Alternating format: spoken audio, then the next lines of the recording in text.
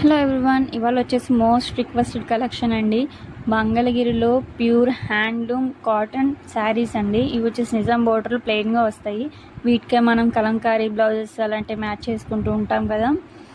ఇవి వచ్చేసి full video మన ఛానల్లో అయితే అప్లోడ్ చేసామండి. ఒకసారి ఫుల్ వీడియో అయితే చెక్ చేయండి. ఫుల్ వీడియోలో అయితే మనం ప్రైస్ అవంతా కూడా డిస్కస్ చేసామన్నమాట.